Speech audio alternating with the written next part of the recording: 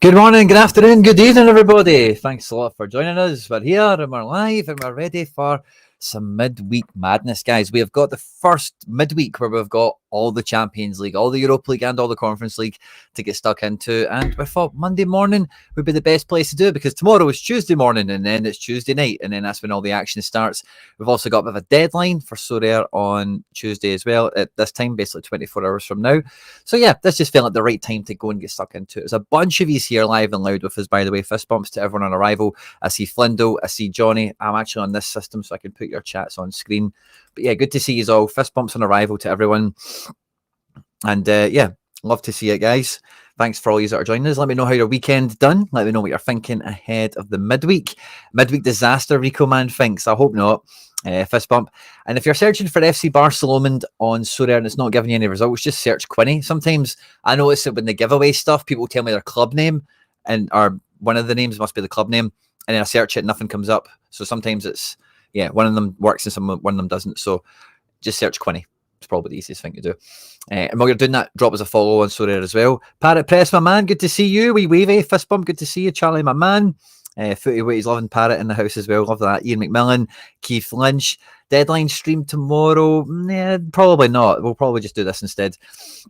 Did you see the Mourinho yellow card? Yes, I fucking loved it, by the way. Epic Mourinho just dropping that laptop in front of the TV camera. I found it hilarious that VAR spoke to the ref about it. And said, you better go and book him, by the way. So I did like that. Ian Sorare, but my man, good to see you as well. Because, yeah, like I think we all get really excited for Champions League football in general because it's the biggest and best teams, it's the biggest and best stars, it's the biggest and most important prize in club football. And this new format really does open up the possibilities of who the main movers and shakers are. So when we have a wee look at the fixture list, Tuesday night, the main one that is going to titillate most football fans, you've got to think, let's try and fix the magnification on this, zoom it right in, there we go, is Arsenal PSG. Now, we've already heard from Luis Enrique today that Dembele is in his bad books. What a surprise. Dembele falling out with a club and a manager and all that caper, who would have thought it? But this is a game that I find really hard to forecast. I find really hard to, yeah, I need to fix the magnification, maybe change screens here, to really back one team over the other, because one of the things about Arsenal is defensively, they've been very resolute, they've been very, very strong. Obviously playing 10 men against City and all that jazz. But, like, yeah, I don't see this being... This will be a really intriguing game. I wouldn't be surprised if it was a drab affair, like a 0-0 or a 1-0 or a 1-1 or something. But on paper, you've got to think PSG come into this with a great degree of confidence, and the style of play PSG have been implementing, Arsenal will probably let them try it. You know, they'll probably let them attack. They'll be set up to defend and try and break on PSG. That's probably one of their more reliable routes to goal in this one. I think it's going to be an interesting encounter, and I don't think it's a game where, when it comes to Sorare, it's really stackable. Now, the thing with the midweek, I've kind of noticed this with my own teams, and maybe we'll look at my cards later on or whatever, but midweek football feels like Stack City. It feels like if you've got a club, if you've got a stack, then midweeks is probably the best place to kind of put that all together and stack in, because the weekend you get way more options, way more choices, and if you have a stack and some other pieces, you know, some of your other pieces will have good fixtures, better fixtures maybe even, whereas with midweek you just have less variety typically available to you. The competitions are properly segmented. So if we have a look at the Discover tab, we have in season for the Champions League. For limited, it's paying out $8,000 or pounds or euros or whatever. Rare, 11,000, so on and so forth. And then we have the Europa League and the Conference League in together here for a not too dissimilar price pool. It's actually a wee bit bigger on pounds, but obviously there's way more teams and everything entered into it. I just had a mad beep in my room. Sorry about that. And yeah, so there's just less options available. You've just not got the cheap team in the league to maybe get the goalkeeper from, or, you know, that kind of thing. So it feels like it's going to be a wee bit more stack happy, as it were. And I just don't think that there's a stack from either one of these that you could play with a huge degree of confidence, unless, like, you're just back in the game to go your way sort of thing. Because, you know, I don't think that, yeah, I just don't think either one of these teams is overly going to dominate the other one. And then, you know, how many good scoring players is each team going to have in here? Maybe 2 or 3 at a push. It's hard to imagine including a goalkeeper certainly as well, that 4 or 5 could do the business. So I do think Arsenal PSG is like the headline game for maybe rivals and just for generally like watching. I wish there was more early kickoffs. Derby play at 7:45. Yeah, well, there is only 2 early kickoffs. They do try and make sure there is some TV coverage, but the selection on them, I don't know how they select them, but Salzburg versus Bristol, I'm not too sure that's a game that many people will be itching to tune into unless your club that you support is going to play one of these 2 later on in the group stage. That's one thing I noticed from match day 1 as a Celtic fan. Like, I could watch Dortmund versus Bruges, and that's 2 teams that we were going to play against. I could watch Aston Villa versus Young Boys, and that's another 2 teams that we were going to play against. So this format, especially if your team's involved in it, it makes it quite good for like trying to see what's coming up, see who else you're going to be playing against. And yeah, Salzburg, Brest, Salzburg at home are never born in the Champions League group stages. If they play this sort of team, they could give a good account of themselves. And Bristol they've got decent players that qualify for the Champions League on their own merit, not to be written off certainly. But that feels like a game that, again, if you have one of the stacks, you're probably just playing it and just hoping that they go off in a big one. Stuttgart at home to Sparta Prague, but should be that's maybe quite a stackable one, in fact, because when you see Stuttgart bossing Dortmund 5-1, I know it was 2 weeks ago at this point, but they're going from strength to strength. Nubel is basically confirmed the German #1 goalkeeper. And they've got a lot of good stories. They've got a lot of good players in their squad, and at home in the Champions League after putting on a pretty good performance in the Bernabeu in the first game without really coming away with it with anything. This will be really where their competition starts, and you just feel that they could really put Sparta Prague to the sword here on this one. That might be one of the more stackable games, as it were. PSV against Lisbon is an interesting one as well, especially from a Sorare perspective, because both these teams should fancy this one. And this will probably show us the proof in the pudding of who is the challenger smasher, who is the real deal, who's just the bully boy in an easy division, and then who is the one that is maybe going to be some sort of European force. The thing with both of these teams is this is a massive 6-pointer, because if you're looking to finish in that middle segment, which both these teams will be doing or be looking to, they have to win games like this. There's no 2 ways about it. So this one should tell us quite a lot about both teams. And again, this is one that you could maybe stack, but I'd be taking goal scorers. This feels like it could be 3 each or something crazy like that. Both of them just going for it, hell for leather. We've got Celtic versus Dortmund tomorrow night as well, and that's a game that I'm mad excited for. I hope we do well. And I was saying in my preview I did for Celtic here, which will maybe be out later today. I think we just go, we've got reason to be optimistic coming into this. Dortmund are not perfect, or not impervious. This is probably the same sort of team I expect them to play. I'm not sure if Malin starts, and I'm not sure Hatate starts. I think Bernardo plays, to be quite honest. But yeah, man, like if there was to be an upset in this match day, it could certainly be us, but we've not been good away from home. Dortmund is one of the premier European venues, as it were, so to get a positive result there would speak volumes, I think, for the development at Celtic. So I'm quite looking forward to that one myself. Bernardo has to start. Yeah, I think he does. I think like the game of the weekend was a bit of a precursor. You want that extra bit of muscle in midfield, that extra bit of discipline that Hatate won't give you, and you're really relying on the pace of the front three to go and give you something. Both teams are unbeaten in the league. That'll be Stuttgart and PSV. Yeah, that's very good. What's your 5 Stuttgart picks? That's an interesting one. Let's have a wee peek at that. Do we have them on Predictify? Do we have a predicted lineup? We do. It's 2 hours old, so this should be pretty good.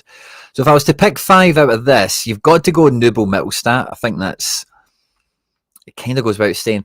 I think, Milo and Stiller are very hard to look past as well, but then the tough option is the striker. I think Undav is the guy for this kind of occasion, but Demirovic is probably just going to tap a few of them in. He could end up with a hat-trick, Demirovic, and Undav might end up with one decisive and a bit of AA. So maybe even it's a game of single mid, double forward. How have they actually been scoring? It's probably an interesting thing to look at here in terms of Stuttgart. How have they been actually scoring? So it's quite a stackable game, like we were mentioning. Yes, Stiller and Milo are kind of there.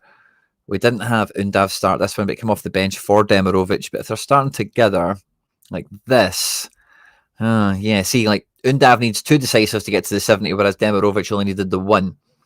Karazorba 94 as well. That's impressive. Yeah, I like Milo. I think you have to take Mittelstadt and Milo as the base, and I think you probably do need to take Demirovic. There's Undiv again, one decisive on a 73. Demirovic, two decisives. Yeah, it feels like he's maybe the guy that could punch in bunches in a game like this. Yeah, he's got more goals throughout the season. I think they both start. I think I would go double mid, and I would. This labelling guy, one decisive and brought in 80 is very appealing. Also, 46 against Dortmund, so he's definitely got form for that sort of form. It's not a one-off. It's just about getting a decisive. So yeah, maybe I like Milo and Lubeling, because Stiller has brought in some 40s, 45, 46. Yeah, so Stiller does need either a great game or that decisive to push him over the top. Maybe Milo's a little bit the same, actually. No, but Milo's 100 capable, quite clearly.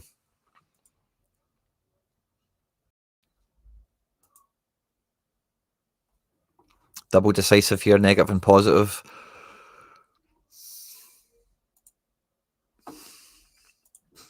Yeah, I think Milo. Beware of Preciado. Yeah, I did see that Preciado was lined up against them there. Oh, sorry, I've been looking at this page. Sorry, lads.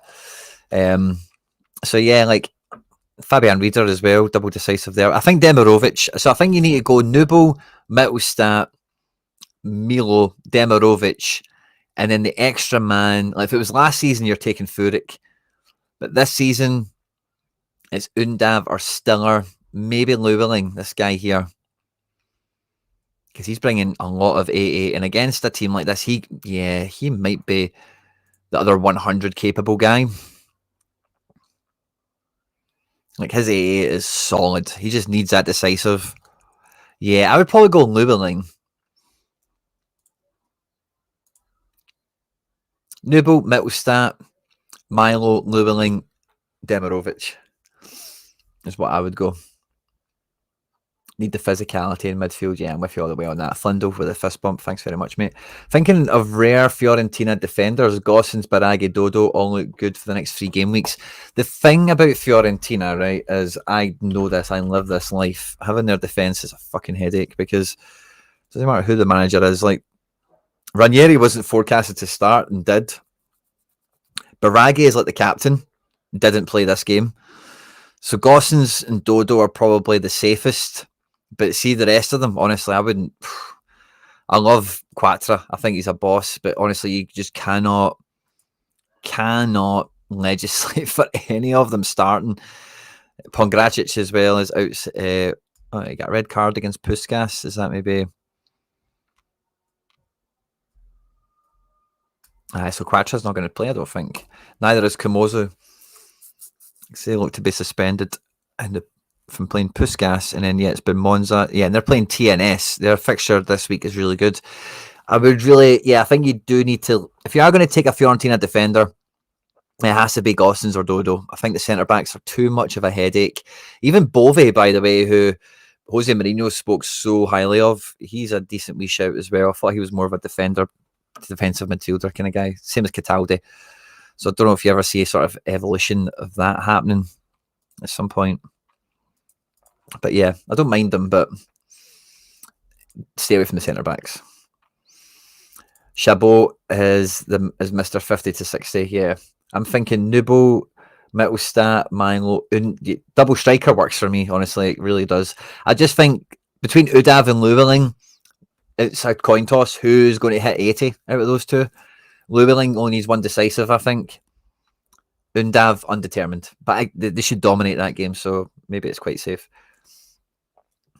Look at who gets subbed off and on the weekend as well. Quinny, are we talking about Celtic at that point? Struggling to pick that nailed lineup, or are we talking about Fiorentina? Sorry, Andrew Mooney, feel free to just give me a wee bit more context there, son, pal. Is Stuttgart stack Milo good? Yeah, I think the Milo guy is good. I think he was really good last year. This is Llewellyn. Let's look at Enzo Milo. I think he was good last year. Yeah, he was all right. I thought he was better than this, to be honest. But like, if he hits, he hits. You know, like one decisive. He's got AA there in his locker. I just thought he hit well. I thought he was way better than this, to be honest with you. Might have been Stinger that was a bit better last year. But just in the recent form, it seems like Milo's hitting the scores more often, or Milo more than Stinger. Yeah, Stinger was a bit more consistent, wasn't he?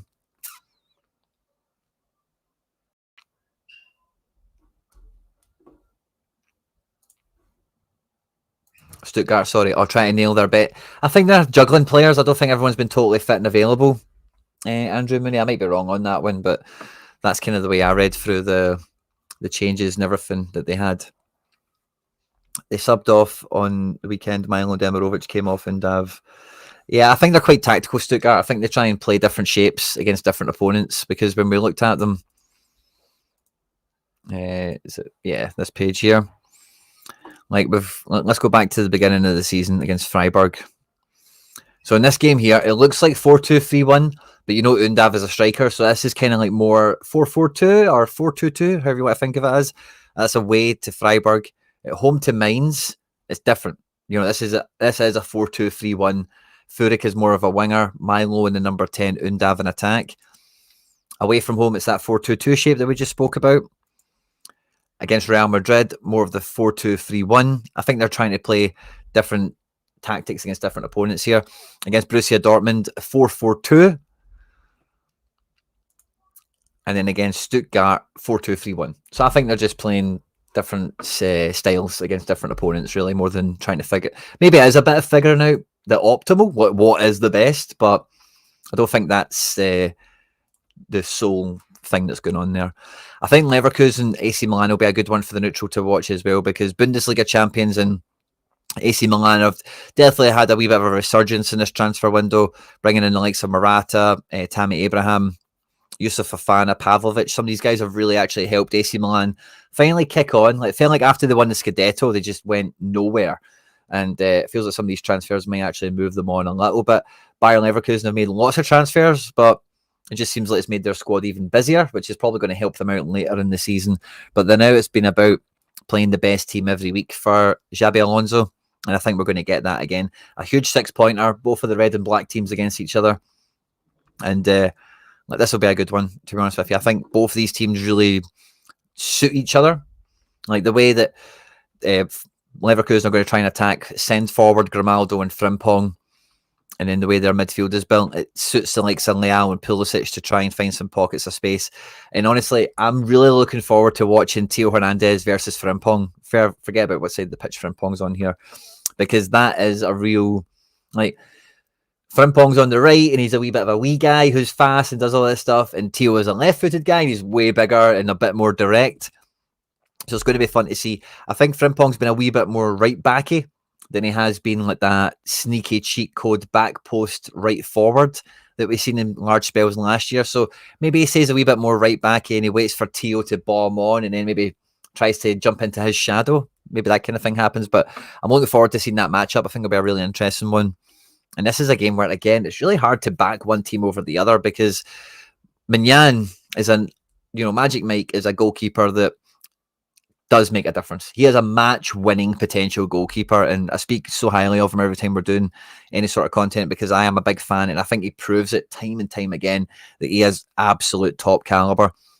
And when you're playing against that, an Italian defense away from Europe, away from home in Europe, and all the rest of it, you know, all the kind of stereotypes that come with that. So I find it hard to imagine AC Milan conceding lots of goals. But I do think Leverkusen have got goals in them, so it's an odd one. And then equally, Morata is the sort of striker that will score a couple of goals against Leverkusen. I don't think that's beyond his means. In the form of Pulisic especially, but having Leao alongside him and Tijani Reinders coming through midfield, you're going to get fouls out of Andrik, you're going to get some set pieces. You know, this is going to suit both teams, I think. You know, so this will be a tough one. Tough one to judge, tough one to measure up. I think what could easily be the best game of this, but is Inter Milan at home to Red Star Belgrade. We've seen Bratislava get turned over by Celtic. We've seen Bayern Munich turn over Dinamo Zagreb on match day 1. This is the match day 2 equivalent. Like, Inter Milan are not normally a high scoring team. There is just no way. Oh, look, look at Illich. Look at Illich. I used to have his card. There we go. He's been doing nothing, but there you go. what was I saying? Sorry. Yeah, they're not generally high scoring, but at home at the San Siro, they're not conceding.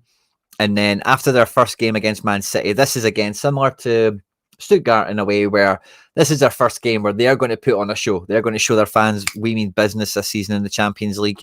For Doncic as well, by the way, they've not got a couple of bad players here. That other Illich that used to get cards from Belgium, maybe. Catano Muvampu, he played for Stuttgart.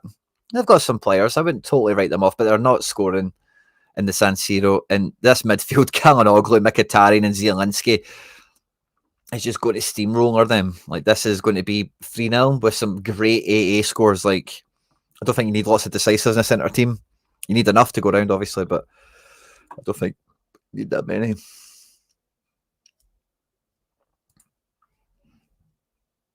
Yeah, I like Milo. It looks good this season. I'm totally with you.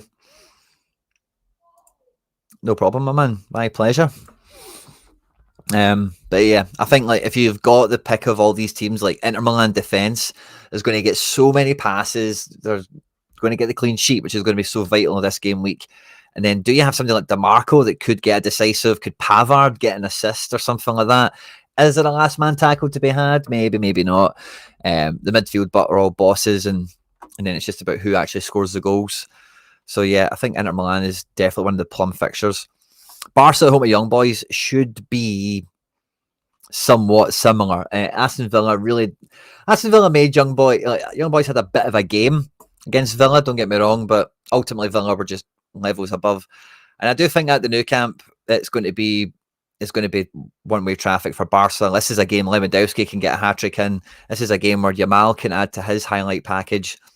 It's a defense, but like Inigo Martinez, Inaki Pena, like Young Boys will be coming in this game at least thinking maybe we can score a goal. And if they get the first goal, then the game state totally changes and a few things, could go awry, as it were. But I don't think that's going to happen for Barca. I think Young Boys will be there to be beaten. I think going to the Nou Camp is such a intimidating place. And I think, yeah, Lewandowski up front, Yamal, could be Barca on this page here is probably the most likely to be high scoring if it's not Man City away to Bratislava. Now, if this is the sort of team that they send out, I don't know how they're playing Savio in the number 6 row, but we'll see what it shakes out. But Haaland can score 5 in this game, genuinely. If this is the defence they're playing, Bratislava are not scoring. I can assure you of that. This could be Smash City. It really could. It could be an absolute smasher. This is a game Lua could get 4 or 5. Yeah, easily. Like same as Haaland in this one. Like some of these strikers are very multi-decisive, capable. I would say Young Boys are better than Osasuna. Would you? Would you say that? I don't know, man. I've seen a Sahari on the Deadline show. Osasuna gets some shade, right? But Osasuna got to the Copa del Rey final last year. Are they in Europe this year? I think they might even be. Yeah, they should be. I'm sure they are. They're not mugs. They're definitely not great. They've not got many mavericks or talents or whatever in their book. But I don't know. I wouldn't write Osasuna off as being that bad, personally. Got an in-season Fiorentina stack for this midweek versus the new Saints, the Welsh team. Could be a smasher, but yeah, it's the starting players, isn't it? That's the real tricky bit here. Do I have... it's a Conference League game, isn't it? I wonder if... No, we don't have any predicted lineups for them yet. And they are quite a nightmare to forecast, Fiorentina. I hope you've got enough of the guys that are key and nailed on where you don't need to take any of those risks, Lloyd, because... yeah, love the fixture target, but if you can't capitalise on it, it's all for nothing, sadly. But yeah, if you've got any City players, if you've paid the money to get them in season, especially for some of these competitions, like Bernardo could do 100 in this game. And what I look at with this is who's going to get the most minutes. Do we have a predicted team for City? I think we do, actually. Let's go and have a look at the predicted team on Predictify. I'm sure there was a City team, so I was checking it for Guardiola. Yeah, 13 hours ago. So if this is the sort of team that they play, like, they don't reckon Bernardo's going to start. This one's going to be Kovacic, Nunes. Yeah, like I could see 5 or 6 players here breaking 80. Easy. Easy. And if you can get the Pep roulette right, it might be City's week. in that way. And this is only Tuesday night. This is only night one, all Champions League. We get to the Wednesday night, and then we've got some other stuff in here like AFC Champions League, Europa Conference League, Victoria Guimarães against Sekla, and then we've got Istanbul Başakşehir against Rapid Vienna, and that is what it is. But the Champions League again, the midweek madness. Like, look at some of these games. Girona against Fiorentina is a game that I'm quite high on because of the cards I've got, right? But Girona need to get their act together. Like, you don't do this qualifying for Europe stuff to then just sell Dovbike and Aliesh Garcia and lastminute.com some of your signings in the door and then go through the Champions League and not do anything. So they were really unlucky against Paris Saint-Germain thanks to one goal, Gazaniga. And I'm not too sure about this predicted team, actually. It looks pretty off, if I'm honest. But I think at home at Feyenoord, like, this will be a game like Girona are used to a bit more. Feyenoord have got some good players and will try and play some ball or whatever. But this will be much more comfortable. Like, playing against PSG, obviously Girona need to do that against Real Madrid and Barcelona and all the rest of it. But the specific play style of PSG and going to the Parc de France is a very new experience for them. Whereas being at home and inviting a team in that, have a really strong backline, have a midfield that give as good as they get, and have a bit of forward incision, and then playing some tricky wide wingers and a target man, very La Liga kind of base setup. Now, they don't play like a La Liga team, of course. Very Dutch football under Arne Slot, who's no longer there. But like, I think this will just be way more comfortable for Girona. And do we have a Predictify team for them? I don't think that team's anywhere near right now, but we do have a Feyenoord team. Ayase Ueda, bit more pace and attack, and Wang and more of the midfield kind of spot. So maybe a bit more transition pace from deep with him. And it's Haj Musa Anis. Don't know this guy, but there you go. Maybe a little bit for them to take into this game. But I think you're looking at, Herrera, Romeo, Martin, and then like Siganikov, Brian Heel. It says Stuani here. Maybe Stuani does start again in the Champions League. I wouldn't rule that out, in fact. I think Brian Hilbert has been getting so many chances, and I think Yasser Asprilla looks way, way better from what I've seen already. I thought Danjuma's looked okay. Porto, I'm not a big fan of, but he's very effective from the bench.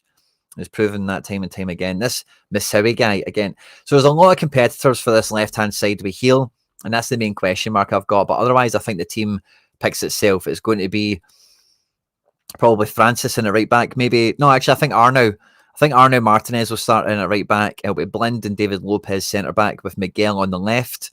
The midfield I've already described. And I think Brian Heel, Danjuma, Asprilla. There's about 3 or 4 guys all jostling for that one position here. And then if it is Stuani, fine. But maybe it's Miovski or Abel Ruiz. Abel Ruiz has started almost every game so far. So one of those ones. I wouldn't be surprised if it was Miovski. He's not really had a sniff yet. I mean, I can see that happening personally. Fist bump, my man. Thank you very much. I'm having a great day. I hope you're having a good one too.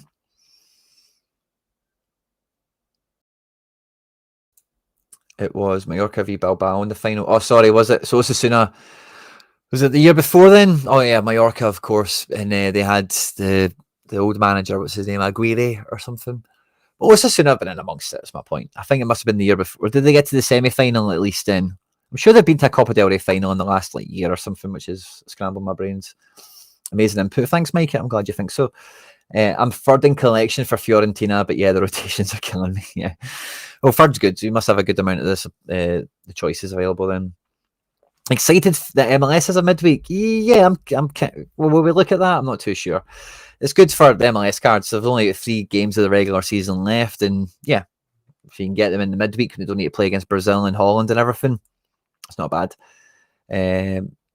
Girona really struggling this season after such a weak window. Yeah, I'm totally with you there, Lloyd.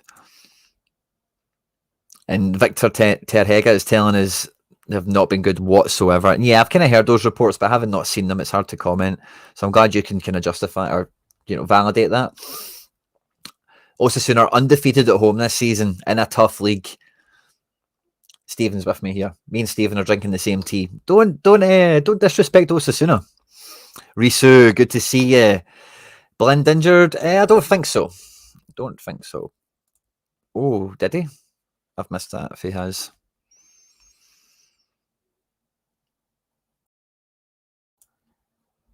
Yeah.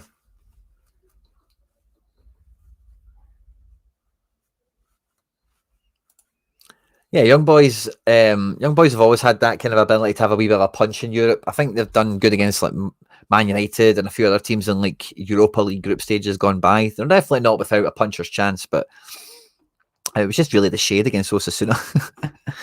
We've got Donetsk against Atalanta. Now, I don't know how many Donetsk cards are floating about these days. Not too many, probably.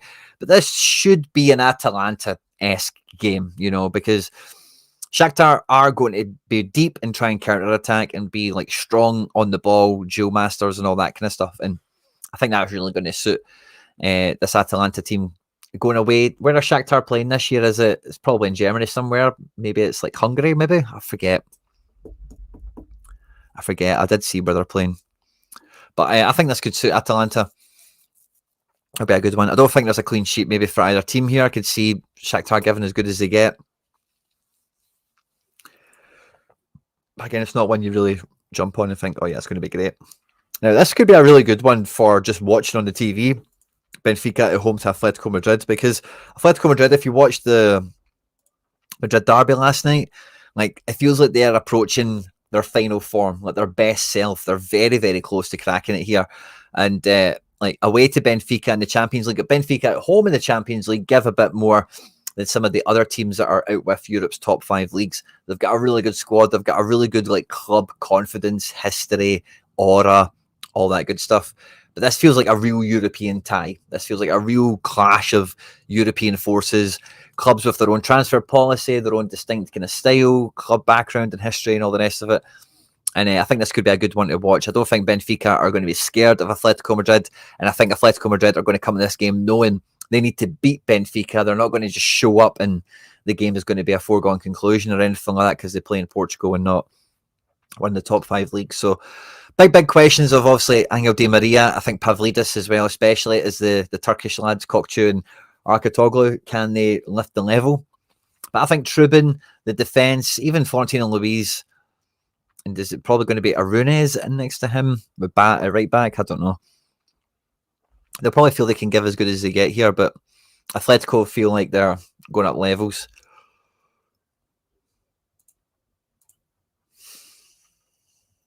They're playing in Germany at Schalke Stadium.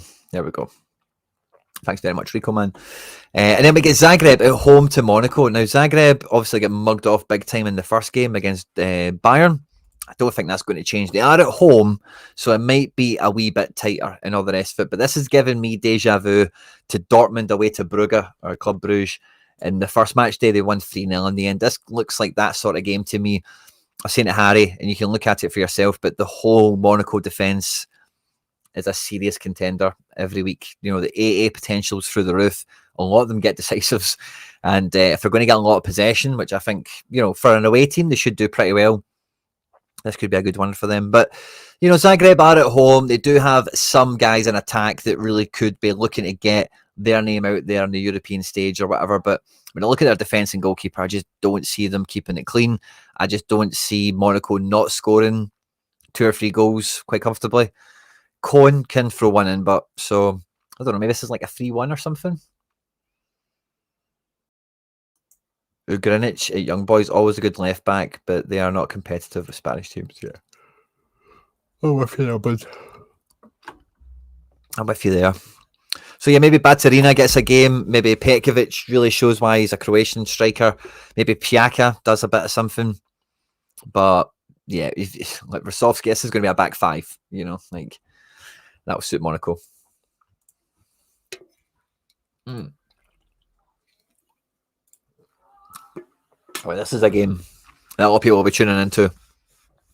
Vincent Kompany's Burnley, Bayern Munich. Burnley Munich. Going away to Aston Villa. And, you know, like, wow, what a team. Looks like Rafi Guerrero staying at right back. Alfie Davis is back in town. Gnabry On the left, Pavlovic, Kimmich. It's the kind of Bayern team we've seen over the last couple of weeks. This will be a real test for Unai Emery. This will be a real test of this Aston Villa squad. Where are they? How good are they? Will they qualify out to the next round of the Champions League? You know, did they do the right business in the summer? Big game for Onana, obviously raising his level. The whole Aston Villa team's also raising their level to Champions League, but there's always extra eyes on those newer faces. Morgan Rogers, Onana. Out the starting lineup was probably the main body of it here, but it'll be really interesting to see how they do toe-to-toe against this Bayern Munich side. It's really hard to... I think, like, you know, this is... like, I don't fancy Kane to get a hat-trick in a game like this.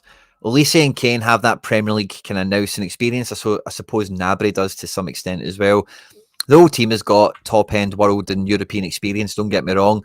But those two guys maybe are a wee bit more comfortable going to Villa Park and thinking, oh yeah, I should get a goal, or yeah, I should wing a free kick in or something. But I don't know, I think these sorts of teams with Villa Park under the floodlights in the Champions League against a big team like Bayern Munich, and again, Aston Villa, similar to what we're saying about Girona, they play Arsenal, they play Liverpool, they play City, they play all these teams all the time. They're probably not going to be overawed at the prospect of Bayern Munich as the, oh my God, look at the team we're playing. It is a wee bit of, you know, the being on the telly syndrome, the Champions League anthem, the kit, the badge, seeing Bayern Munich and all the rest of it kind of coming out.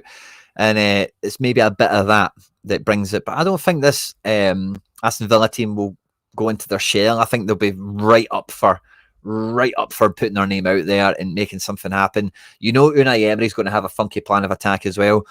I wouldn't really want to predict their team. Do we have a prediction for them already? Because I think, like, yeah, I wouldn't rule out Chessmaster Unai Emery pulling something a bit funky. Doesn't seem to be anything too obvious on the cards, but maybe in the style of play, the pattern of play, maybe you see something funky or unusual kind of taking shape. So I do think Upamecano and Kim Min-jae, like on the face of it, really shouldn't have too much problem dealing with Ollie Watkins if it is 2v1 or 1v1 for the most part. So it is going to, you know, they're going to have to be clever at how they open up spaces and how they get shots away and create chances.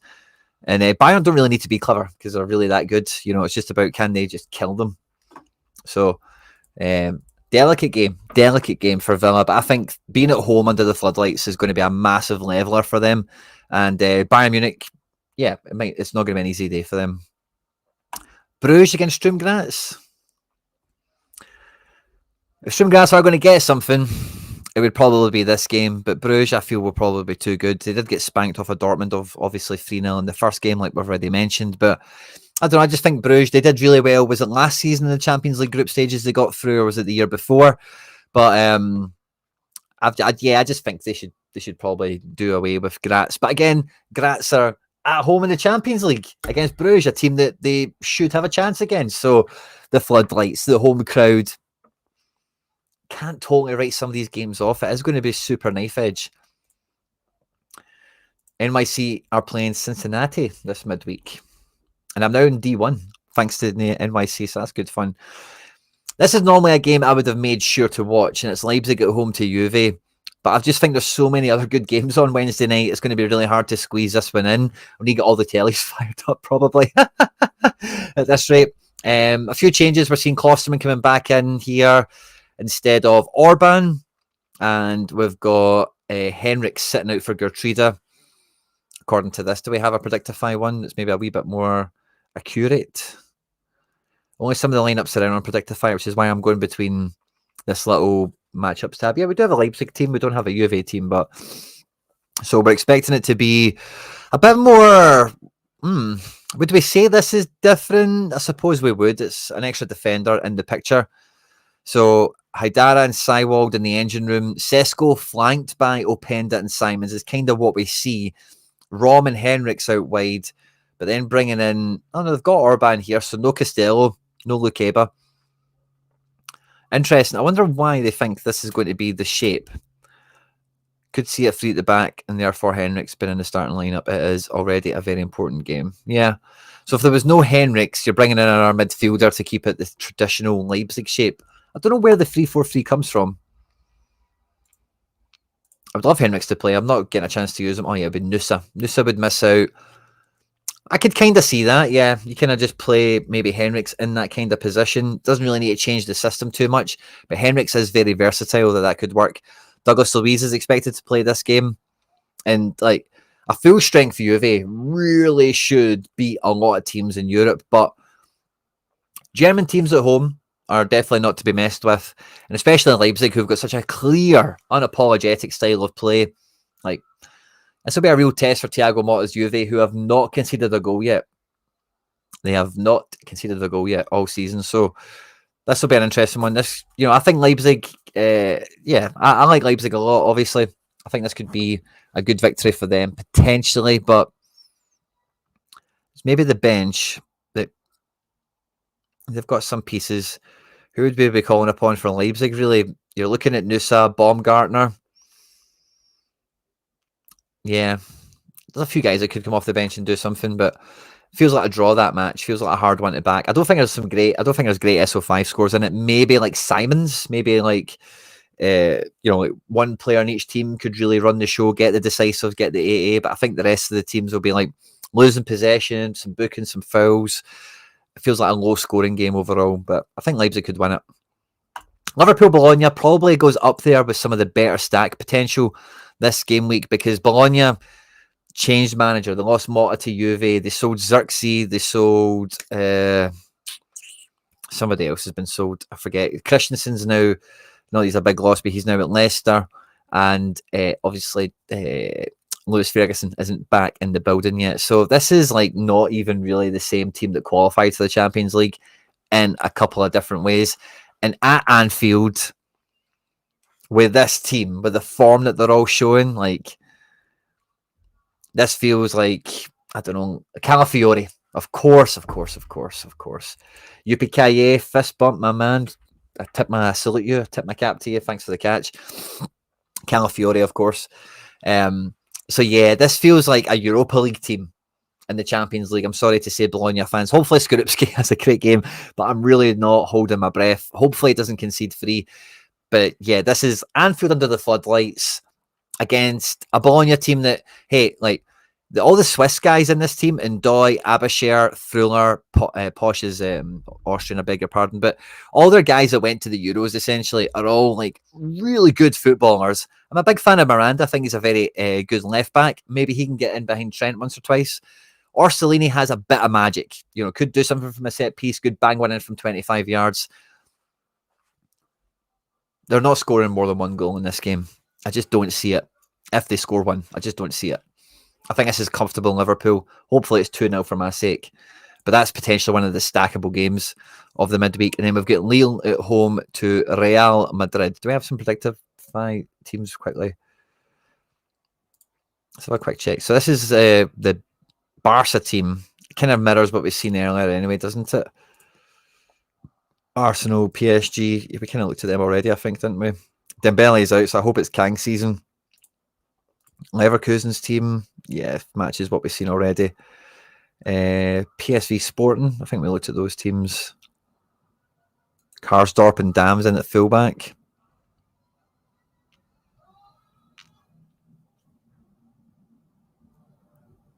And then Real Madrid, there we go. So no Mbappe again. So it's going to be the same sort of team that we've seen play in the Madrid derby, but we'll have Tchouameni and Camavinga, they reckon, in over Modric. So that could be a lot better for Real Madrid. The back four picks itself. Lunin? Is Courtois suspended or some shit? No, they're not at home to Lille, are they? They're away to Lille. Yeah, they are. So this is a funny one. So Lille, again, are no mugs. Lille, again, like, PSG is their main opponent domestically, of course, but what will they be looking at? Joe David, Cabella, Zagovia, Benjamin Andre, and Andre Gomez probably in the engine room. Aissa Mande, Thomas Munier, Chevalier. Yeah, this is maybe like, Arda Güler is maybe half fancied to come into this. Interesting. I wouldn't rule that out. Courtois not in the matchday squad. Great intel. Yeah, me and you're in the same Skorupski boat there. Let's just hope he doesn't concede 3. And Rice is apparently injured for Sporting, so he won't play. Great catch, Rico, man. Love the intel. So yeah, like I don't hold much hope for Lille in this game. I'm a big fan of Chevalier. I'm a big fan of I like Segovia, I like Cabella, I like Joe David. I don't know if I'd say I'm big fans of these guys, but they're decent. I like them, you know. I just think this Real Madrid team, Champions League, you know, this is where they turn up, isn't it? And without Mbappe, they can be themselves from last year a bit more. We've seen that a little bit in the Madrid derby, but maybe lacking those kind of key reps in that older system of trying to force Mbappe in for the last month. Camavinga, I think, makes a big difference if he is to play. If it's Güler, then you know Güler's just got some stardust in him, and he against Leo, Güler could be highly effective. So yeah, is that all the Champions League? Do we get Champions League on Thursday? I wonder. It does feel there should be more games, but we get to Thursday. There's all the MLS stuff. We've got Europa League, we've got Conference League. Yeah, okay, so let's have a scan through these. Oh, Galatasaray away to Rigas. Are they the Latvian team? That should be an absolute cricket score. Genuinely, like they're only going to be playing 7 players. This should be a cricket score, and really, no matter who Galatasaray look to field, I wonder if we have predicted scores for Galatasaray, because that is a great fixture against Latvian opposition. No, I've not got anything on Predictify for them yet. Watch this space between now and the deadline. It might still yet appear. No, I've just double checked there. But yeah, man, get the stat padders out. Osman can get 4. Icardi can get 4. They can be assists galore for everyone else. This could be 7 or 8-0. I'm sure this is Rigas. I'm sure they're Latvian.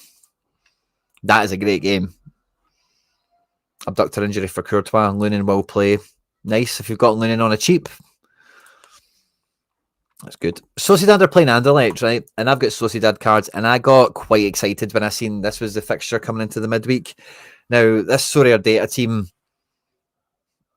isn't even a lineup. Like, sincerely, this is not the way. Oh, there maybe is a way this team could take the field, but it's so contrived. It's not going to be the way it is. Anderlecht, again, this gives me a wee bit, I don't know if I'd say deja vu to like the Sport and PSV situation, but Anderlecht's teams looked okay in little spells. Maybe Stroikens, Verscharen, Doze. Some of these guys have still got a name to make in European football, and impressing a team like Sociedad that really do scout and buy in from all over Europe. Like that could be a good motivator for them away in Spain, etc. But I know the Simic guy's got a bit of a reputation. When I look at that defence, but like I just think Sociedad got too much pace and quality with Brais Mendes back in the building as well. Do we have a Sociedad Anderlecht? Because that's a wee bit of a... No, we don't yet. We have a Sorare derby, as it were. We don't. I wonder if I can do the predicted team on this. So Ramiro, right back is going to be Aaron Baru. Centre backs are going to be Aguerd. Is it going to be Aguerd and Zubeldia? I think he will keep Aguerd and Zubeldia, and then we'll go with Xavi Lopez in at left back. In midfield, it's going to be Zubimendi. Bryce is going to start, and then it's going to be Sergio Gomez, who is listed here as a defender, isn't he?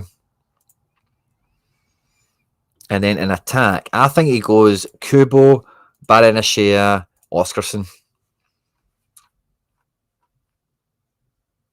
Didn't he click submit or anything? No. I think that's the way it shakes out.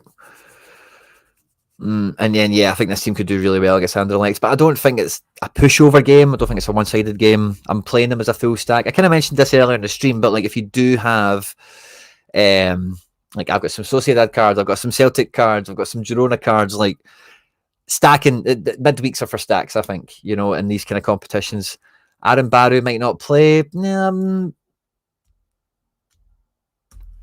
It could be broken again, unless I'm missing something. I watched Sociedad; I didn't see anything that would lend me to think that. Yeah, Pacheco seems sidelined a bit. Aguerd, by the way, I've been watching him really closely because I didn't know if he was left or right-footed or whatever. But Aguerd is firmly left-footed, and he's not bad at passing, and he's got all those defensive attributes that we know Aguerd has. So I do worry for Pacheco. But the thing with Zubeldia is like way more basic. So I would hope that there's a future where Aguerd and Pacheco play together, despite them both being left-footed. You should always play the best five, not a stack. I agree, like 99% of the time, mate. But like, if Sociedad are going to beat Anderlecht, who is the one card that you pick? If you are going to, like any of these teams we've looked at, I don't think, like the Champions League especially, if I can just click back for a second, right? If you have a stack, like who, like, it's more like, if you have the options to pick your best first team of a guy from here, a guy from there, a guy from there, whatever, fine, right? But if you have an Inter Milan stack, do not break that up. Like, they will slaughter Red Star. If you have a Man City stack, do not break that up. If you have a Celtic stack, what is the point in breaking it up? Really? Like, if you have a PSV stack, an Arsenal, PSG, some of these other games, it's like, why? Because there's only like one player that maybe you feel good about. And if you're putting them next to, if I'm taking Liam Scales out of Celtic and I'm putting him next to, I don't know, a Man City attacking stack, why risk that when I've got a Man City defender, if you get me? I would agree. Like, I don't think they've got five capable of scoring 100. I would definitely echo that. But I do think that they've got, like, Kubo is 70 plus capable. Mendes is definitely 70 plus capable. And I think that's the starting position you've got to have, right? You've got to be capable of getting into the 70 odds. You'll have a captain that hopefully does a lot of the carrying for you if you can get him to be an 80 plus scorer. Just by, twists of fate and all the rest of it. And Sergio Gomez. So I think Kubo, Sergio Gomez and Braze is like a great foundation. I'm a big Oscarson fan as well from watching him. I think he could do really well. And Aaron Barrow, like, I was really impressed with last year. He's just super attacking. He's like a Frimpong type guy, essentially. But if you reckon he's broken and he might not make it, then maybe he doesn't. But the defence are okay. There's nobody amazing there. The defender card for Sergio Gomez, if you can do that, play Braze in midfield, and then go with Kubo and Oscarson up front or something, that could be cheeky. Zubimendi is in, like, PK. I was going to say he doesn't let you down, but he let you down against Nice, didn't he? But, like, the Zubimendi can be solid enough.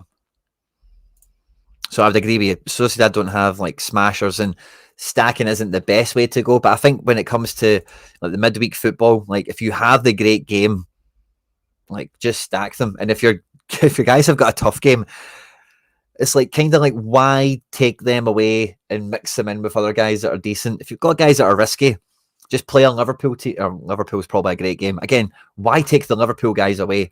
Why try and put a Monaco player in with the Liverpool? Or why try and put a Real Madrid player in with Liverpool? I think midweeks are to be stacked, I think, is for these European competitions, certainly, anyway. We've got Ajax away at Slavia Prague. Slavia don't really have any cards. And Ajax, like, yeah, I don't think, like, they're a team, unless you have the cards for them, they're easy to ignore in terms of, how much of an impact could they have this midweek.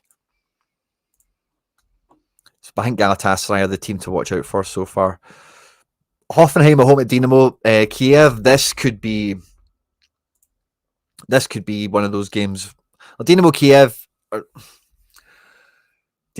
like a level below Shakhtar, because they just don't have the money. They don't have the talent. They've got a whole Ukrainian squad for the largest part.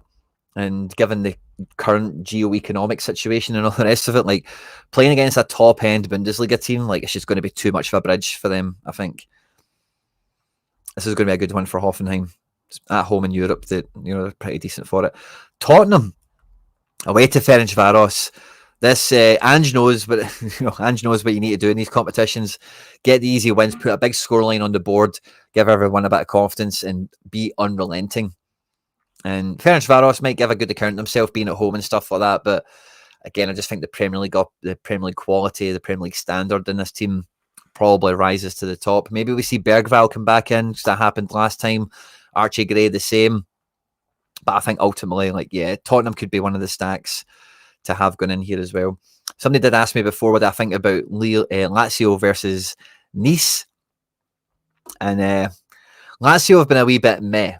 You know, I like the transfer business they've done. I actually like the composition of this team here. And like, if they do go with two up front, Pedro and Chunana out wide, don't really know. Ravela's not playing in defence, but that'll be Maricic in left back, Gila in the middle.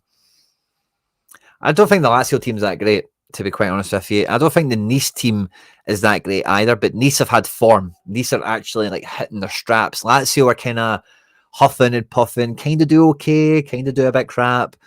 So I think Nice have got everything going in their direction. The only problem is they're away from home in this one. And yeah, like, I just don't think it's a good game, SO5 wise. Like, if you've got a stack, again, who do you take out of this as being like the good guy to then put with your other good guys? I don't know if there is one here. Maybe a Nice defender, like a Klaus, a Dante, maybe an Ndombele perhaps. And really for Lazio, I don't know if anyone is like, oh yeah, he'll be fine. He'll score good. I don't know if they've got anyone in their ranks there. So Klaus and Bilka, yeah, like Polish goalkeepers are always fine. Polish goalkeepers, except for Chesney. He is the exception to the rule. Oh, broken as in cheat code. Sorry, I'm with you guys. Would you go full Madrid stack or swap out Rodrigo for Yamal? Now, the thing with that, right, is Yamal can outscore Rodrigo, right? No two ways about it. Actually, well, I was going to say, I thought the fixtures in my mind there for a moment with our way around.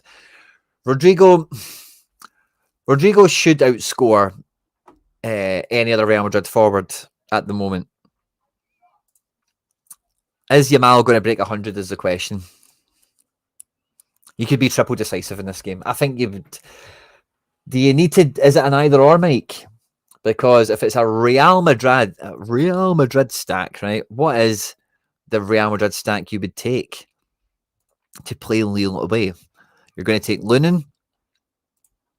You're then going to take a defender, a Carvajal or a Rudiger probably. I know Militao scored at the weekend there. Maybe you like him all of a sudden. You're going to take one of those two guys. And then it's Bellingham. And then, like, I think if you've got the pick of them, you're going Lunin. I like Rudiger, personally, if you have to go with Real Madrid in defence. Lunin, Rudiger, Bellingham, Rodrigo, Yamal. This is the way I would go with that kind of quandary, as it were. I've got Lunin, Militao, Bellingham, Vinny, and Yamal. And I'm guessing you've got Rodrigo as well. I'd play Rodrigo over Vinny. Like, I don't think this is a good tab for it. Let's have a look. Stacks. And then let's add in Vinny. So Vinny is in blue. How often does Vinny score over... Oh, by the way, it's quite close to 50-50. If we look at the last 3 months, it's probably 6 months. Is that any better? Orange over blue, blue over orange. It's kind of 50-50 last year, isn't it? Yeah, so let's just look at the last 3 months. So Rodrigo, 1, 2, 2-2. 3-2 to Vinny. And then it goes 3 each, 4-3, 5-3 to Rodrigo. 5-4 to Rodrigo over the last 9 games. And the gap has been pretty big. There's Vinny there on 90 minutes getting in a 43-pointer. Rodrigo brings in an 82. I think the gap in them is quite significant. Whereas if Vinny does outscore Rodrigo, so what would that be? Blue over orange. Rodrigo's not that far behind him, unless it's this one here, where he played 66 minutes, didn't complete the game. I think Rodrigo's the play, personally.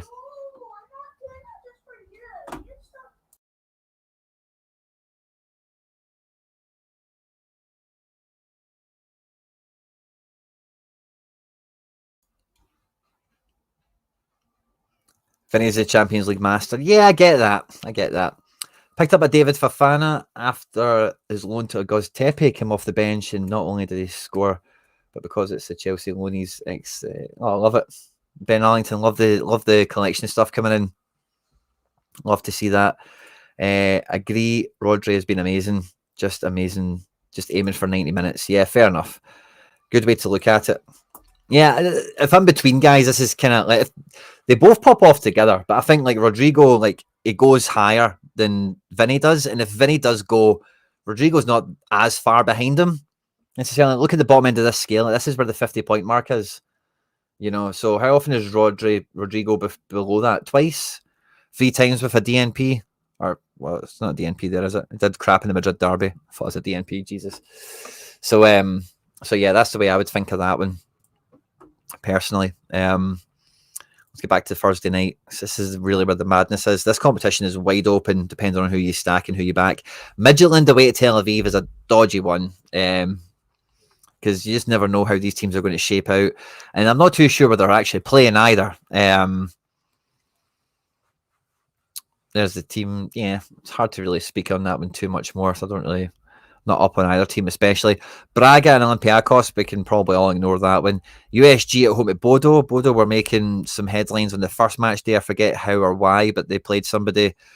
They did well. I can't remember what the script was.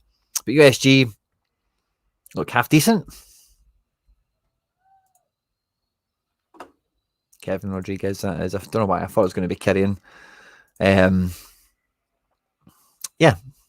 It's maybe something at home that could be a decent one, but again, really hard to lean into our forecast. And then we've got Athletic Club against AZ. Jesus, man, this will be a good game at home. Both Williamses are on to play. Alvaro Jallo, it's a new name for me in the Athletic ranks, but there you go. Troy Parrott, Sven Mignan, Van Bommel.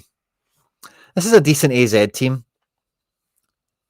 Let's see how they do. Don't want to write them off because you know what we've seen with 20 and Man United and all the rest of it. You never know, but yeah, it feels like Athletic should be probably a little bit too strong for them.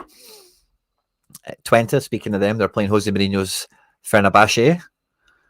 This is how they kind of look to like again. Like you would think Fenerbahce should smash 20 on the probability of it all. 20 are very well stacked as well, but neither of them have written off. Besiktas against Frankfurt again, very open game, very difficult to pull out winners, big scorers from. Would probably be quite interesting to watch, being in Turkey as well, and just the way Frankfurt play. Marmoush, Ekitike, Knauf. Just seeing where some of these guys are positioned. Obviously, Rasmus Christensen's been playing very, very well in recent weeks. But the Besiktas team is so well built at the moment for this level of competition. Roma are going to be away to Elfsborg in Sweden. Yeah, and Roma away really should do a number on them. But the Swedish teams, they've got a good home crowd. No two ways about it. And Roma are not without their own roller coaster type situation these days. Sorry, I thought I had that on the screen there. But Hermoso, Mancini, Indica. Not that much attacking power here, but maybe they're just going to try and work their way into the game. That's how they start. Porto playing Man United. This is a fun game, blast from the past, isn't it? You can just see Amoradon right now, can't you? You can just see him absolutely ragdolling Harry Maguire. No way. Life can't be that good.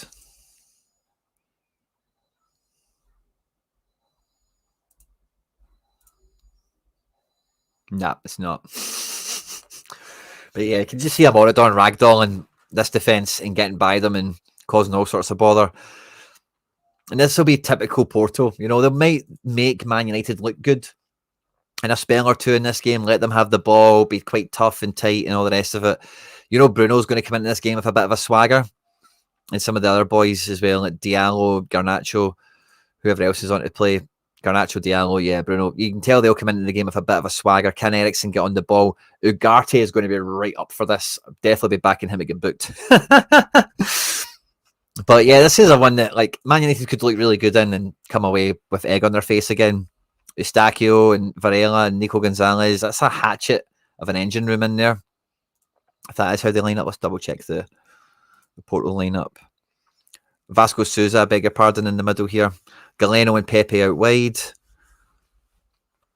Yeah, I think Amorodon's on for a big game here. He's been in great form, and this is the sort of game where he shows up and goes, "This is why everybody wanted to buy me in the summer." Like Chelsea were right in for him as well as somebody else, and Man United will be in for him after he spanks them. And then, guys, it is officially Cherky season. If he's on to play, I really hope he is. It says he's 100% on here, but Leon going to the Debt Dome, going to Ibrox to see Rangers in Europe. Now, Rangers are great in the Europa League. Hats off to them. They get some amount of results that I think they've got no right to get, and fair play to them. Do we have actual predicted lineups for this on Predictify? We've got a Rangers team. We don't have a Leon team. So, yeah, if this is how Rangers shape up, it's pretty much as strong as they can go.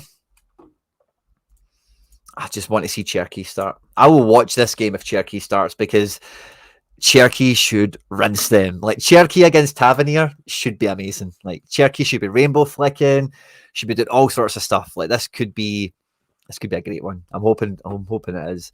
Rangers will feel confident. They had a good result this weekend. Kinda.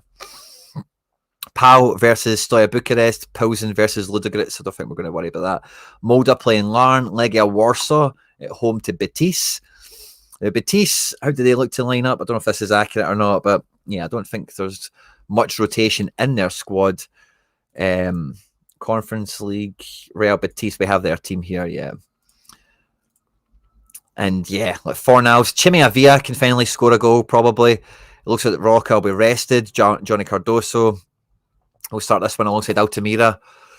Asan Diao could be a great game for him if you've been holding him in your collection. But yeah, Legia away, I've got a great, like Legia at home are like a Celtic, they've got a very well-known, ferocious, ultra fan base, and they're not going to make it easy for Betis. So I do think Betis win this game. I don't know if they get out of it with a clean sheet, and I don't know how well they score.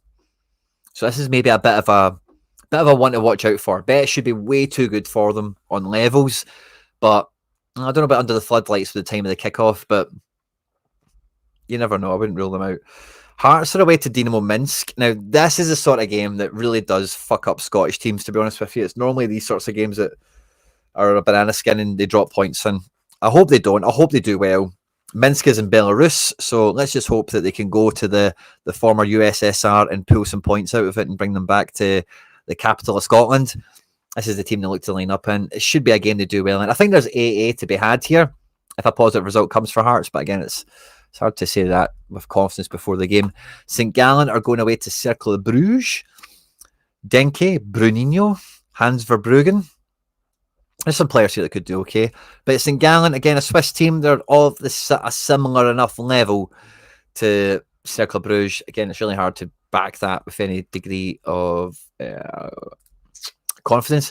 Hoffenheim are at home to Olympia. I believe they're from Slovenia. And again, Heidenheim should be levels above a team from Slovenia. Even though they've sold some of their best players, they've been in a bit of a transition period.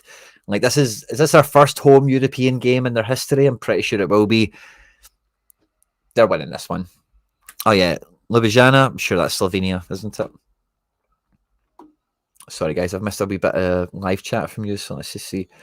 Should I count on my Lo Celso? 100 already. 3 100s in the last 4 is incredible. They play Serbiske. Who's that? Serbia. They play in Serbia. Oh, that'll be Dinamo Kiev, probably. Bodo against my team, FC Porto. Oh, is that what it was? They got a good result. 3-1 for Porto. Yeah, I'm pretty sure that's... Yeah, Grujic, fine. Anyone have any info about Osman? Is he fit? Let's anyone in the live chat can help out. I've got 4 gift Orban cards and he got left out of the whole squad yesterday. Gutted. Quinny, what's the website you're looking at for the UCL lineups? This page here is Sorare data, but the actual predicted lineups are from Predictify, Predictor, and then FY at the end, .com. Predictor, FY.com. If that's what you're after. So yeah, I think Heidenheim do well. Nicosia against Reykjavik, Astana against Topola, Noah. Oh wow, I seen that team somewhere. I think they play Chelsea, and I thought it was like an NA. Like, don't know who they're playing yet. The fixture's not been sorted out. They're playing Boleslav, fine. And then we've got Fiorentina at home to the Welsh team. And again, I don't know if Fiorentina will line up for this, but I think did we just look for a Fiorentina team? Did we have it?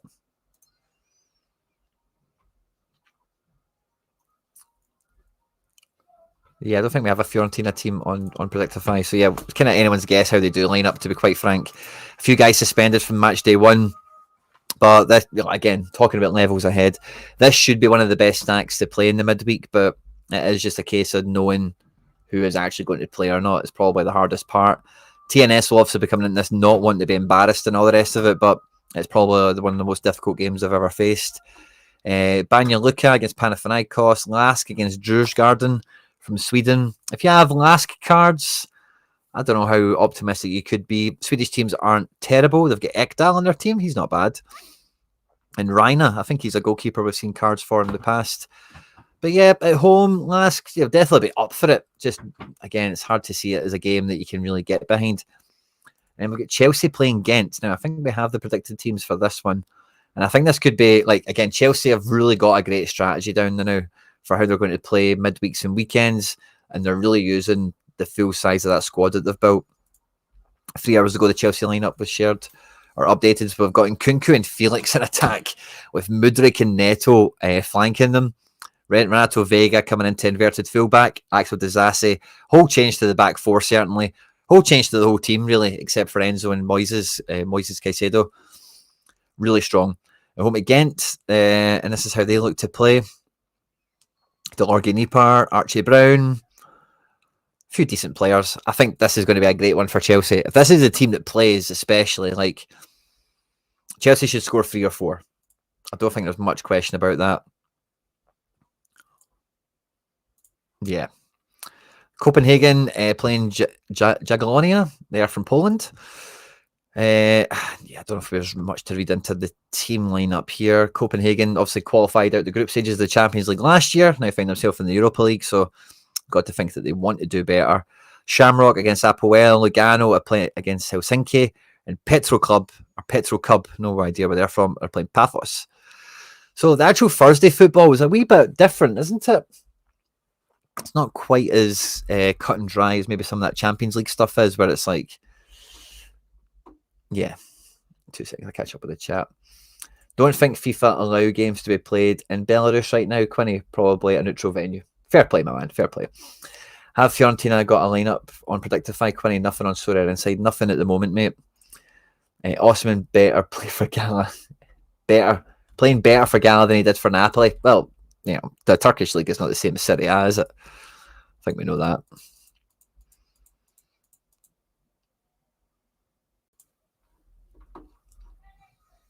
So yeah, impact players.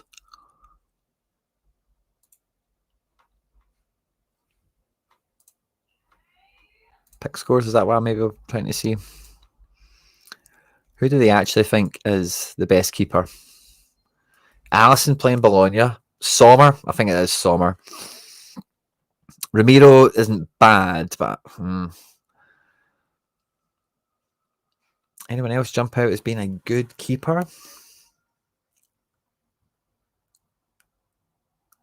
I think it only really is Sommer that I'd be mad confident on.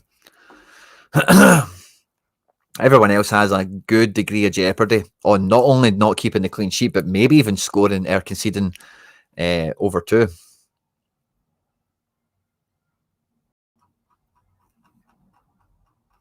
Does anyone have a good under-23 goalkeeper budget recommendation? Marcel, budget and under-23 is not in our vocabulary, especially goalkeeper.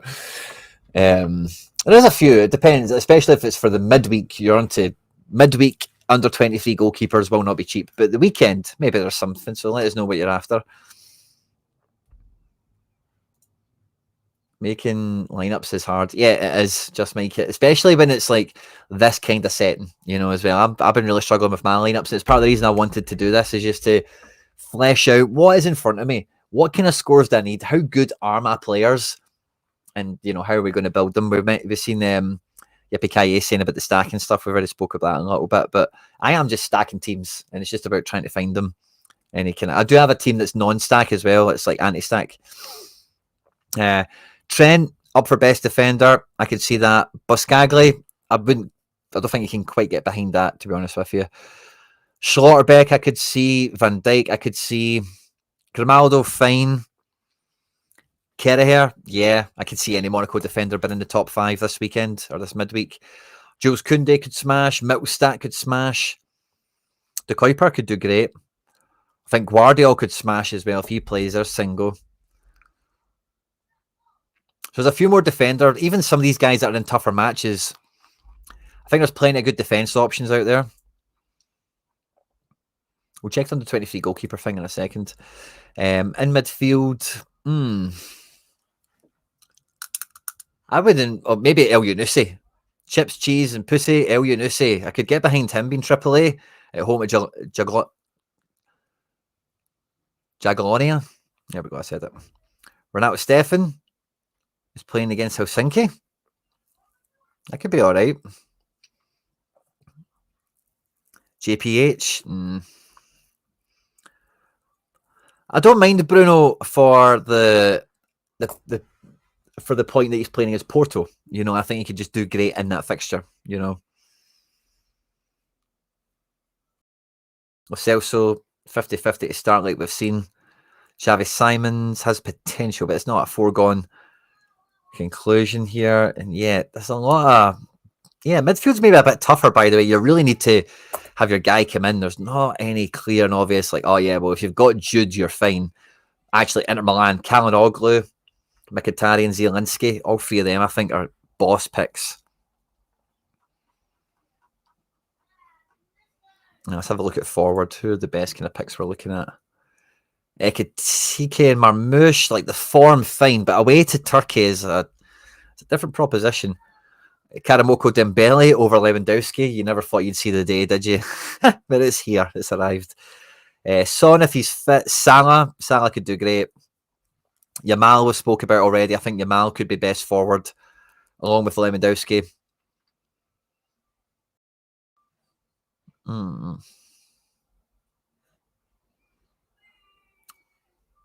Yeah, Vinny and Rodrigo against Lille. Yeah, they could do great, but it's hard to say, oh yeah, they're going to absolutely rinse. Haaland and the City boys, of course, playing Bratislava. I think that's where you want your attackers to come from. City could just put the cricket score up, couldn't they? City and Inter are looking good. Jorgensen under 23, yeah. The cheapest keepers will be from Challenger this midweek. Yeah. I would buy Sirius for a goalkeeper under 23. Hugo de Koning, thanks very much for the shout. This won't sound good, but having so many good matchups makes it harder to pick the best 5. Yeah, it definitely does. We've got some American suggestions here in Salernitano and Brady, which is cool. And let's have a look at midweek. Do we have an under 23 budget goalkeeper? Yeah, Jorgensen. Limited is £24. Trubin, 72. No Champions League one, but is there? Oh, Trubin. Chevalier playing Real Madrid. Heidel playing Europa Conference League. It's not that many actually playing, is there? So if you're playing under 23 and some of these guys get rinsed, like if Trubin conceded 3 somehow, Jorgensen's probably the guy, but isn't he? If you can get Jorgensen, keep a clean sheet, then every chance of doing well. Montreal at home are tough to West Coast teams. Cheers, guys. No problem, Marcel. The chat helped mainly. That's what the community on this channel is all about. Don't forget to subscribe if you haven't already. Any of you guys. And yeah, it's quite an open midweek. So I have made my teams and deleted them quite a few times. Let's have a look at what I've got, see if I want to change anything. So in the in-season, I'm just playing all the Celtic guys, and I'm just going, fuck it. Like, if we get a result against Dortmund, then let's see how good we do. I can't really play them anywhere else with any kind of confidence. So let's just put all the Celtic guys together. And if they do well, they do well. I've only got one Celtic keeper. I've got an in-season team potential.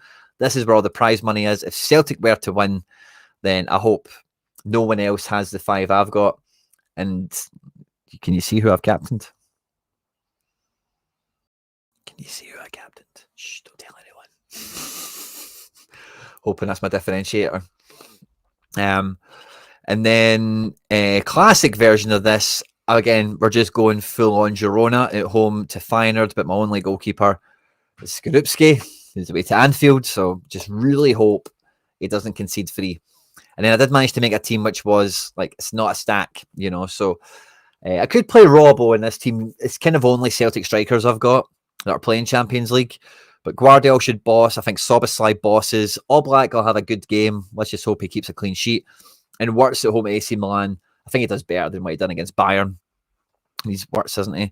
I went with Captain Soboslai because I just think their game is like so good. But I might change that to Wirtz or Guardiola. Let's see. And then I just went all-star for the rest of them. This is a 4-man team. I might actually drop Baranashia for Stuani if we're all quite convinced that he's going to play. It's just a 4-man team. I'm not holding my breath on it. But this is my first all-star team where I think like this could smash like big time. And Kunku in midfield, Robbo and Cherki in defence, Robbo and Angelino in defence, I beg your pardon, with Cherki captain leading the line at the Det Dome.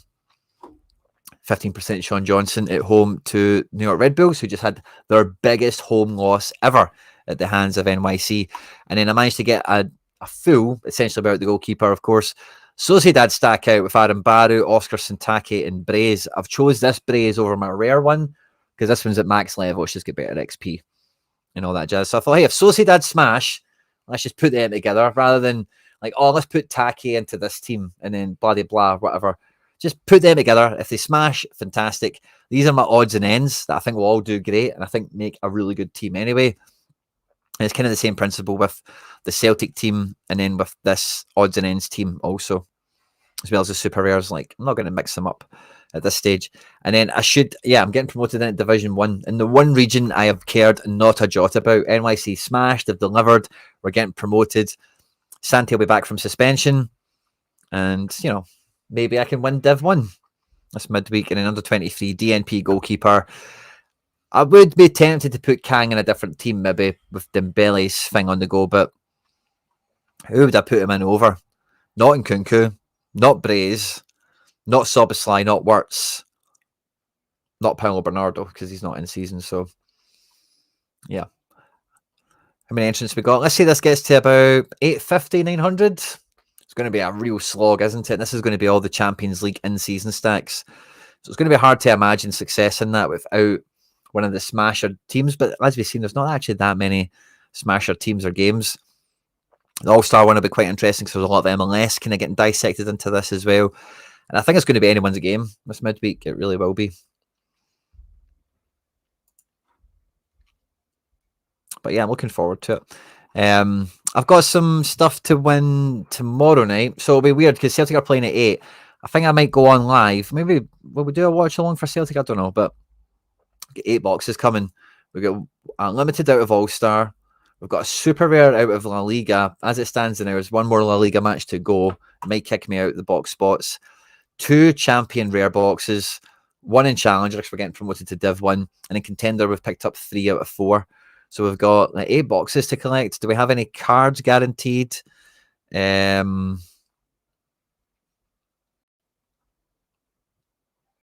think we had a card. Yeah, we've got one from here. And then we've got one from here with Celtic. So we've got 2 cards guaranteed at the moment. Let's see how that shakes out. Not holding my breath, but nice weekend. Didn't quite all come together. We had a sandbag or 2 in all the wrong places. But hopefully this midweek will be good fun as well. If I get 1 team out of the midweek, how many teams did we have here? 8. I'm not holding my breath on this, right? It's got no expectations of doing well. Maybe one of these 2 could do well. So let's say 1 and 1. Yeah, man, if I could get... That's ignored under 23.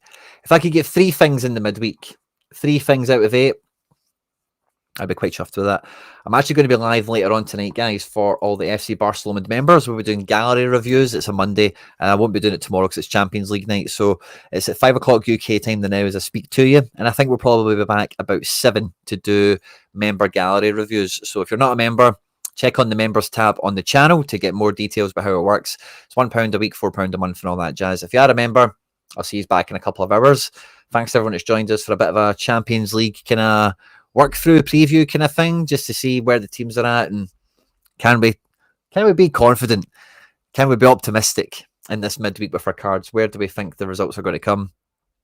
And yeah, just a wee bit of team news if we've got it. So yeah, thanks to everyone that's joined us. It's been an absolute pleasure. I'm going to love yous and leave yous, and I'll be back at 7 o'clock in 2 hours from now if you've watched this live. If you've watched this after we've been live, fist bump to you. Please do like and subscribe, share and retweet, all that good stuff, guys. And yeah, stay out of trouble. And I'll see you on the next one in a few hours.